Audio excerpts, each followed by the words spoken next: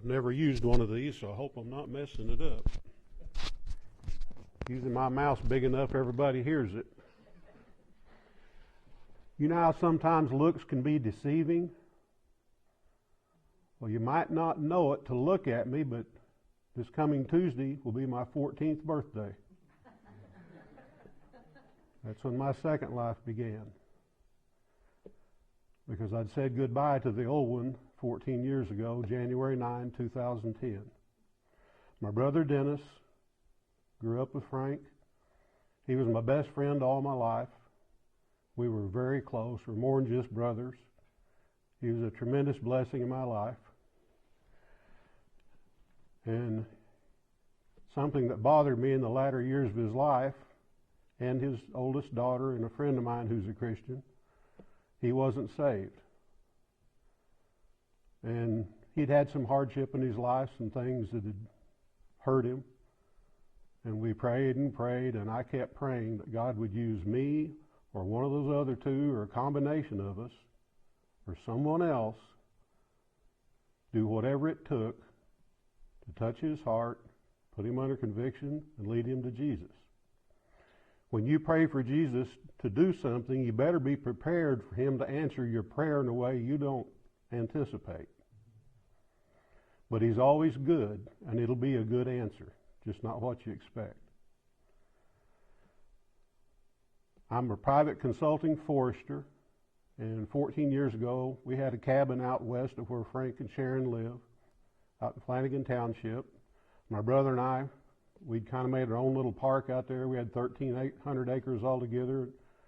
A good group of friends that came there, and I met my wife there. We got married there. A lot of history in the place. Dennis lived up north because back when you got out of school, unless you went into farming or you worked in a coal mine, there wasn't a job around here. So he went up north like many people did, got a job at Caterpillar. He lived up there for 41 years.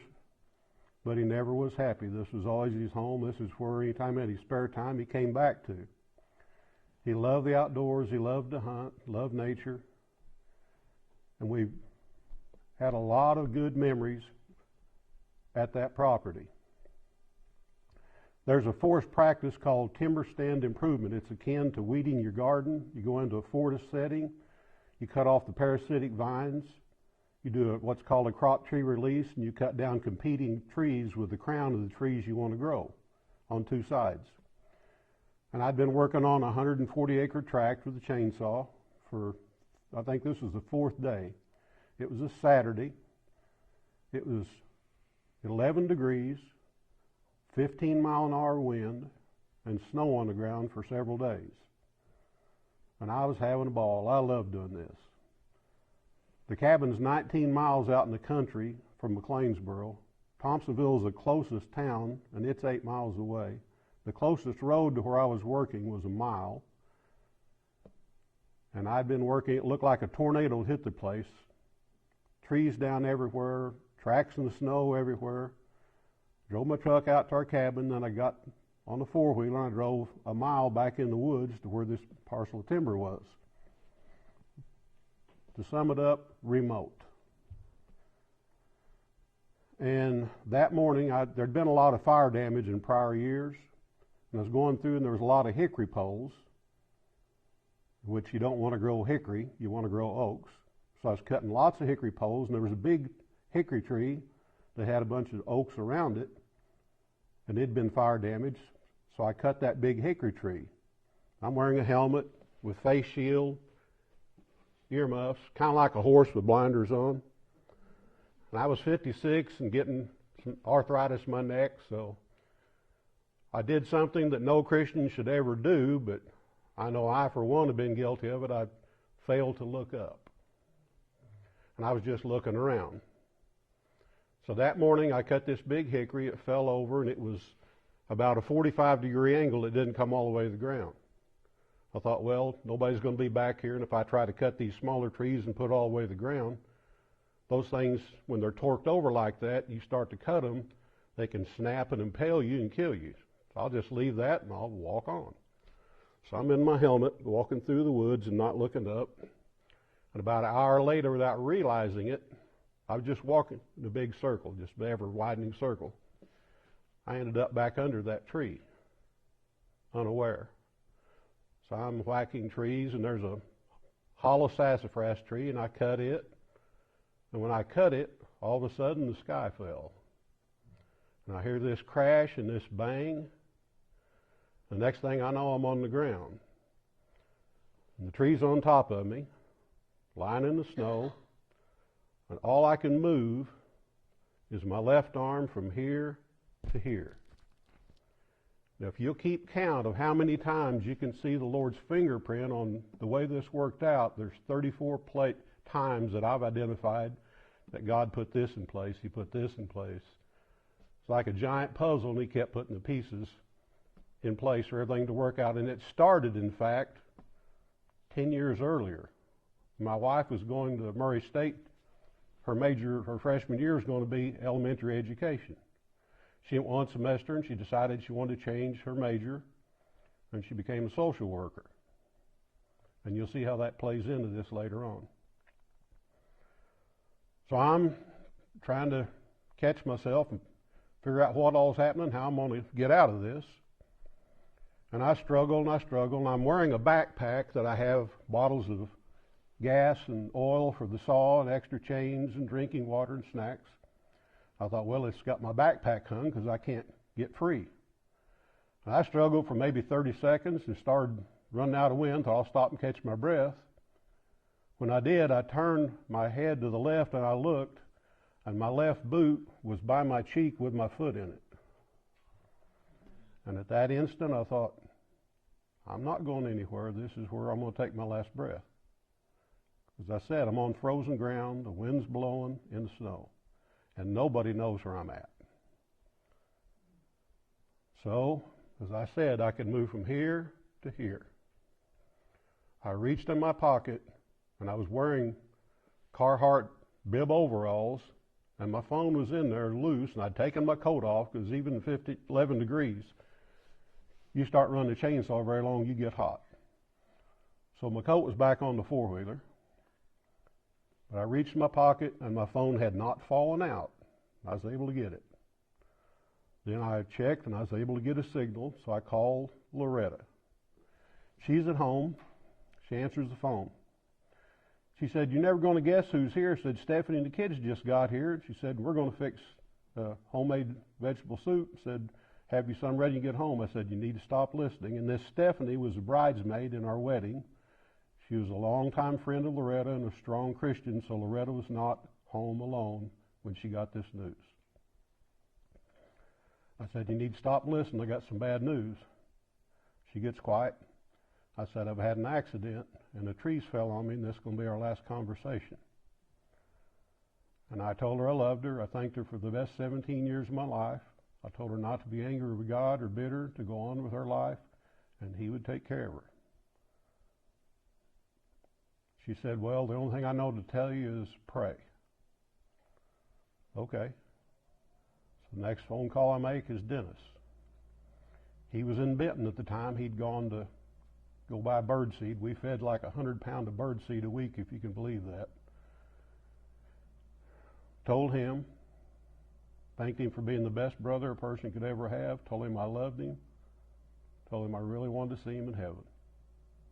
He said, said goodbye to him. He said, "Well, I'm not going to say goodbye to you." He said, we're going to get you out of there. I said, "Don't get in any hurry getting here, because I'm not going to be here when you get here." He said, "Call Dwayne." That was Dwayne McFarland. That was a mile away, is the closest house to where we were. Okay. So I called Dwayne, his landline. I hadn't called that number in probably 10 years. It was an unlisted phone number, and it came to me as clear as a bell. There's another one of those 34. Phone rang. He was in the other end of the house, but his daughter's in the kitchen. She looked at the caller ID. They weren't going to answer it. Figured a telemarketer. She said, "Dad, I think I know that number. I think I've seen that before." So she answers it. Dwayne gets on the phone. I tell him. I said, "Don't get in a hurry, come here," because at the time he was having heart troubles. I said, "Don't get in any big hurry." So he and his daughter get in the backhoe, and they head back that way across his father's ground to get back to where I'm at. And I described as best I could he grew up, in that area, and give him the best description I could where I was at. So here they go. On the way back, going down a big hill, the backhoe gets stuck. So they come in on foot. He does. Remember I told you I could only move my arm from here to here? I had bought a new chainsaw the week before. And when the chainsaw just had filled it up with gas before I cut that tree, when it fell, I was able to reach it, and it kept running. And it ran until he got there, which was quite a long time. Wind was blowing and howling. Every once in a while I'd rev the saw up so that maybe he can find me that way. And it led him to me through all these treetops and limbs and fallen timber. So he got to the tree, and he told me later, afterward, a couple of years, he said, when I got to the tree, it was on the back side, and I knew you was going to be over there. He said, I stopped and got myself collected. He said, because I didn't want to get you panicked, and I knew it was going to be bad. So he came around. As I mentioned, this boot was here. The other one was just as bad behind me, behind my back. I was 6'3" before the tree hit me, and 6 months later I was 6'1". It pile drove me in the ground. He comes around, he looks at me, and I'm having real trouble breathing, getting real tough. I said, Dwayne, I said, just stay calm. I said, if you would, could you take your knife and cut the straps on these bibs because I can't breathe? He said, I ain't got a knife. I said, well, here's what you do. I said, you take that saw and you rev it up fast. Again, I could move my arm. I got my thumb underneath the strap. I said, just go in easy and touch that. He said, no. I said, if you don't, then turn your head because you're going to watch me die here because I can't breathe. So he's shaking, but he does it, and pop, it comes through. So then I really stretch and I get under this one, pop, then I can breathe a little better. I said, now drag me out. He said, no, I ain't touching you. I ain't about to. So he gets on the phone. He calls his brother Kevin, who just happened to be home. And if you knew Kevin and his dad, Norman, if they had a tool, if they could find it, it probably wouldn't work. Dwayne told him what was going on. He said, we need a hydraulic jack. Kevin said, I'm looking in a new one sitting here in the box on the table I got for Christmas. So Kevin comes, brings the jack. Dwayne, in the meantime, is cutting slices of wood off a log and putting under this tree, because when the tree fell, what was keeping it from coming the rest of the way down was a hickory pole about this big around. I went later and looked all this over. It had it bent over. It landed perfectly centered on that tree. If it had come another inch, I wouldn't be telling you what God did for me. So he gets all these blocks over there. Kevin gets there with the jack, and he jacks it up, and then I've got some relief. Back to Loretta, she calls 911, calls the sheriff's office. Greg Brenner was a cousin at the time, but he was home and couldn't come out because he had kidney stones removed, and he was medicated. So he sends his son, Mike. They both deer hunted with us out there. They knew the place. Loretta calls her cousin, Daniel Bishop, and his wife, Angela. And they're relatives, but they were good friends. They lived with us the first year of their marriage. We're really close. She calls me Dad. Her kids call me Papa Terry. So they come out. They get in the car, and Angie drives like Mario Andretti all the way out. But they make it there. They go to the cabin. They get a four-wheel drive truck. They go down. Harry's ambulance meets them down by where Harry Dial used to live, if you know that place. The lane goes back in a low water crossing across Rector Creek, which had water running through it pretty good. They bail off with the ambulance and get across it, and they go as far west as they can go until they get to the woods. And I had 15 miles of trails that I maintained, fire trails and access trails all through the woods. So him and the EMTs get in the bed of the truck, late Bill Sandusky, and I forget the other guy's name. And they're in the bed of the truck with the board and all their equipment. Daniel's driving, and away they go down the trail. They get as far back as they can, pretty close to where I'm at, get the truck stuck. Well, they'd called, and Jason, who just went by, Frank, he shows up. Greg sent him out in the squad car to give coordinates so that the helicopter would know where to land in Norman's field. And I was about a quarter mile back in the woods from their field. They activated the emergency response group here in town. My brother said the woods was full of people. He said there was people everywhere. So Daniel and Angie and Loretta get over. I'm still under the tree. And the EMTs are working on me, and Mike.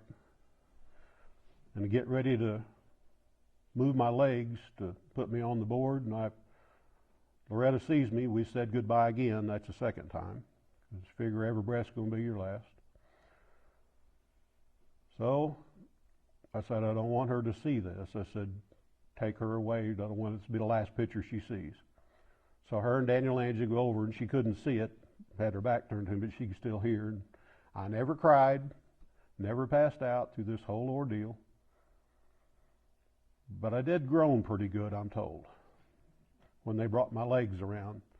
They had to use bungee cords to keep them on the board because they said they were like spaghetti. They did what was called shatter fractures. Both bones in both legs, from the knees to the ankle, looked like train wreck. Just the x-rays, just little pieces all up and down there. Unbeknownst to me, it also, my L1 vertebrae had a burst fracture, like a bomb went off in it. I broke my right shoulder. That's why I couldn't move it. I broke, I think, about all my ribs. A lot of torn ligaments and muscles. Anyway, they get me on the board. They go out, and people are carrying the board, and they got people in front of them moving the brush out of the way. They found my four-wheeler.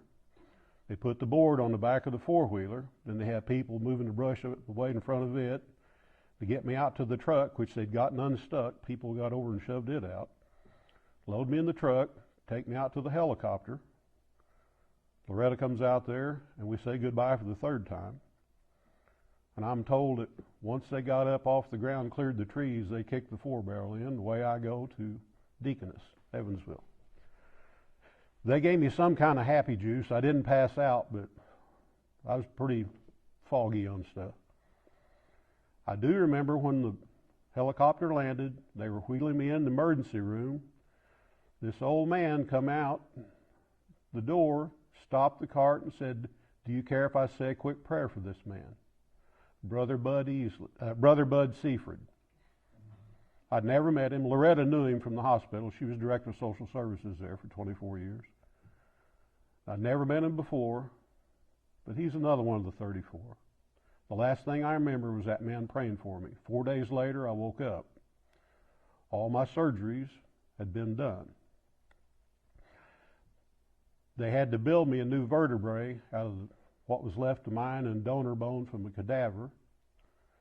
They were going to amputate both my legs, but the doctor, the orthopedic surgeon, he said, "I'll try something. I don't know if it'll work." And they put rods in the place of where my bones were. He said they kebabbed me. They drove them from the knee all the way down the ankle and attached with screws, knee and ankle. They were able to do that with the big bone on my left leg and the small and big bone on my right leg. The left leg, if you look at me, you won't see me in shorts, but if you did, my left leg bows out, so they couldn't get the rod through the small one, but they said you don't have to have the small one, you can live without that. So I wake up and I'm on a ventilator for 5 days. Of course, I'm breaking the rules. I'm not supposed to have any water, and I'm getting them to put a wet rag to my mouth, and thirstiest I've ever been. Brother Bud's over there 5 days later, faithfully visiting me. That church is praying for me. I'm convinced without prayer I would not be talking to you now. So I'm in a hospital for, I think, 4 or 5 weeks, downtown Deaconess. Then they were going to move me and their social worker. Remember I told you Loretta changed professions? They were going to move me to a nursing home. Well, Deaconess has what's called Health South. It's a rehab hospital. Loretta said, no, we're not going to nursing home. She knew what the requirements were to get in there, but they wanted to shuttle me off. So she went head to head with their social worker, and they backed down, and I went to Health South, which is quite an impressive place. Dennis, my brother, here's another part of the story. He was up north before the tree fell on me, a few months before. I'd befriended this doctor from Mount Vernon. I caught some people stealing trees off his property. There's a nursery that used to be in business down West Frankfort. They'd go out and steal these pine trees. They'd take them down and they'd sell them. I didn't know the guy, but I called and told him what was going on. We became friends, and then he had me manage his property. That led to him wanting to invest in more land. That's how we got up to 1,300 acres. I had 40 and Dennis had 67. The rest of it was just doctors. So he told me any land I found I thought was a good investment, call him. And I found good land that was cheap, and he just kept buying and buying and buying. So there was a 160-acre tract that joined what he had a barn, a house, a pond on it, nice place. I talked him into it, and he bought it. So I called Dennis up, because Dennis, it was right in the middle of everything we had. Been a perfect dream home for a guy that loves nature and likes to hunt. So Dennis was 62 at the time. He had 2 more years to go till he retire. I said, got the place down here, said the doctor bought it. You want to move down and live in it? He said, I can't, so I got 2 more years to go. Okay, that was on Friday. The following Monday, I get home from work. Dennis called, said, you're never going to believe what happened today. I said, what? He said, they called me in the office first thing. He was in management. He was head of scheduling for Aurora Caterpillar plant. Said they offered me a buyout. They're going to pay me more to retire than I make if I'd stay and work. He said, so I'm coming home. Said, we're going to move to that house. So he did, so that put him in place, because I had to have 24/7 somebody with me. Once I got home from the rehab hospital, had a hospital bed in the front part of our house. Got home and a ramp had been built. People poured out of the woodwork helping. They helped Loretta with anything that came up. I remember laying there in the bed and people constantly bringing in food, helping with all the chores. And so she'd go to work in the morning. Hour before she'd go to work, Dennis would get there, and he'd stay with me all day. She'd get home in the evening, and then he'd go home. Then on the weekends, Loretta and I. So these puzzles just keep all fitting together. I'd been home for, I think, 2 weeks. It was like maybe 6 weeks after the tree fell on me. And every 4 hours I had to take medicine, pretty stout painkillers. I didn't like doing it, but they said if I didn't take them, I wouldn't heal. And I remember coughing. I couldn't roll over. I couldn't move. I couldn't raise up for 90 days. I laid flat on my back, non-weight bearing.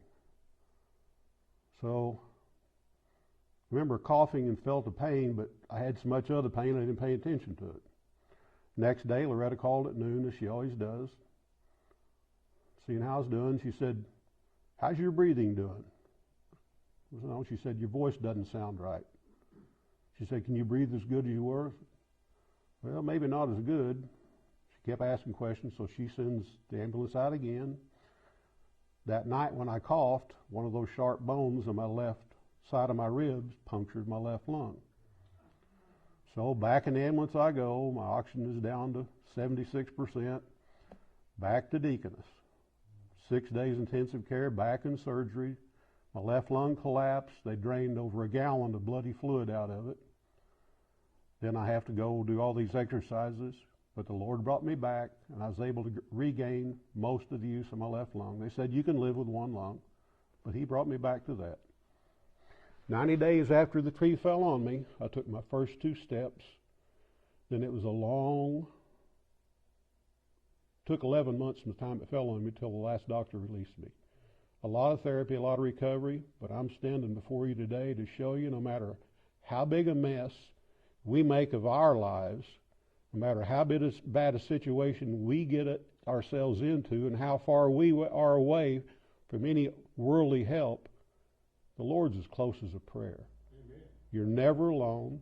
There's nothing in your life that He can't fix. Yeah, and sometimes, as I said, I was looking around, not looking up. Sometimes He has to knock us all the way down to get us to look up. Okay, go forward to 2017. I have a lot of pain. I have a plate in my back, 3 rods and 4 plates in my legs, a lot of metal in me. I have trouble getting on an airplane. Got the supervisor called on me once. They pretty sure they had a hillbilly terrorist. I was making the buzzers all go off. Anyway, cold weather, the colder it gets, the more pain I have. I have Christian friends, a couple. They're from Mount Vernon originally, but they moved to Florida. And I'd go down and stay with them in the cold weather for a week or two till I got better. And it was 2017, bad cold weather in February, so I went down there and stayed with them a couple of weeks. Dennis took me over to Evansville Airport, got on the plane, flew down, came back. He came over to pick me up. We drove to Mount Vernon, Indiana, pulled into, on the west side, west of Huck's, north side of the road, there's a little co-op thing. He pulled in there and said, "There's something I got to tell you." I said, "What's that?" He said, "This cough I've had," finally with the doctor, he said, "I've got non-small cell lung cancer, both lungs, and it's terminal."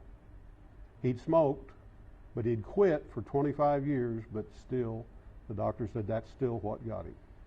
And he'd ignored the cough for probably 10 years, didn't go to a doctor. Learn a lesson there. Doctors are your friends, not your enemies. So, again, I told him I loved him. I said, "Have you thought about meeting your Maker?"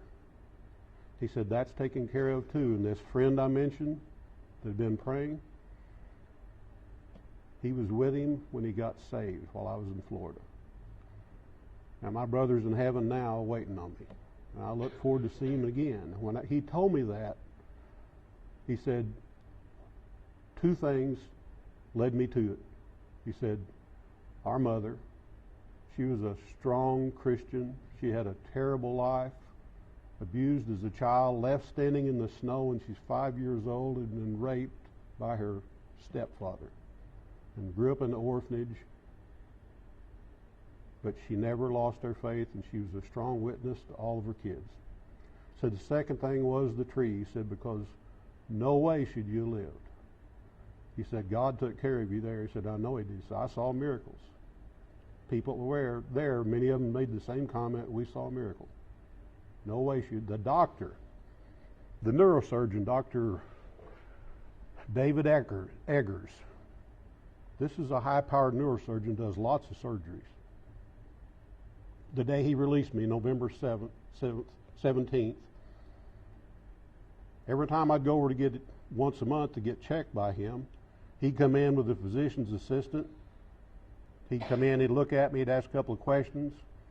He'd leave, and the PA would take care of me. He was always in a big hurry. Am I about to go too long? Okay. That day he came in, no PA. He walked in, he laid his clipboard on the desk, he sat down and pulled up a chair and started talking to me. He said, Mr. Wheeler, he said, in my entire career, that's the worst fracture I've ever seen that didn't result in the patient being paralyzed. He said, I can't tell you how happy I am that you're able to walk, which told me, he was telling me God healed you. He was amazed. He couldn't believe it. The orthopedic surgeon that was going to amputate my legs, I got basically the same speech from him. Miracles saved me, and this is nothing I did right. I did everything wrong I could do. This is what God can do. God is all-powerful. He made us. He created us, and patching us is no big deal. But He's used this to be a blessing to other people. It led to my brother getting saved. This is, I think, the 16th or 17th church that's asked me to share my testimony. It's touched people. I've seen people, while I'm sharing this, you see tears going down their eyes. I've had our pastor, his wife, and another lady, they made it a mission. They've recorded CDs of me giving my testimony. Those things have gone all the way to Africa. It's on YouTube now. And the comment that was on there tells you, somebody, I don't know who this person is, this one lady, her husband's a cross-country truck driver. He takes them and leaves them in restaurants and truck stops. And somebody read this, heard this on YouTube, and it changed their life. But again, it's what God's doing. Another thing, my life has been different since then. I have full-time now to work in forestry, which has always been my passion.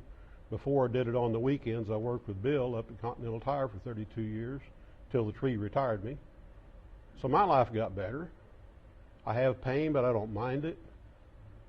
But I asked God when I was laying in the bed before I ever got able to walk, I said, Lord, please leave me a remnant of pain so I'll never forget what you did for me. And every step I'm reminded. But pain's good because I'm alive to feel it. And I know why it's there, and I know who made all this happen. One of the things that's happened, I think it was a Monday night.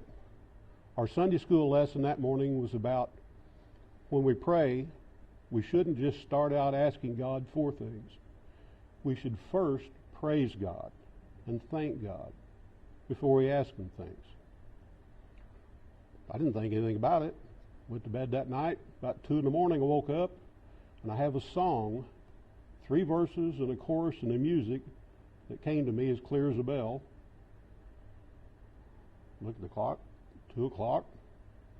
So, well, I'm going to get up and write this down so I won't forget it.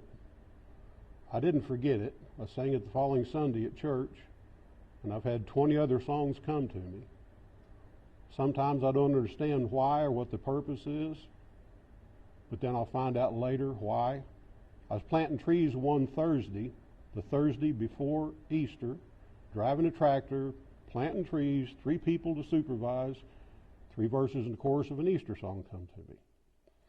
So these are all songs you've never heard before unless you've been to Hopewell Church. But one song, I got it, and I realized later on why I was given this song. I held my brother's hand the night before he passed because he was a babe in Christ. He knew he was saved, but death scares a lot of people. And if you don't mind, I'll share this song with you. I've read of a place where sin is no more, where no pain or suffering will knock on our door. There no doubt will ever enter our mind, and no one will ever be left behind. No hurting, no crying, no sickness, no dying, no sorrow, no grief. What a great relief. You may think that I'm crazy, but I can't wait to go and live forever in that great land of no. No one's ever sad, for no one ever leaves.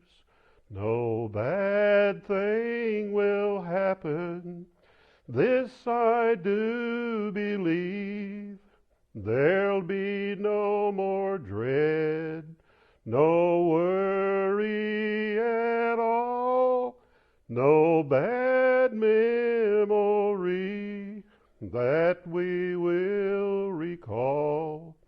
No hurting, no crying, no sickness, no dying, no sorrow, no grief. What a great relief. You may think that I'm crazy, but I can't wait to go and live forever in that great land of no troubles, no trials. We'll all be at peace. No tempting to do wrong, for that all will cease. No more time alone, for the Lord will be there, and no tears in our eyes, just glory to share. No hurting, no crying, no sickness, no dying, no sorrow, no grief. What a great relief. You may think that I'm crazy, but I can't wait to go and live forever in that great land of no. But that song gave my brother peace. It gave him a glimpse of what heaven's going to be like. It gave him comfort, and his fear left. And I could see it in his face. I could feel it in his hand. So I hope this has given you a glimpse of how great our Lord is.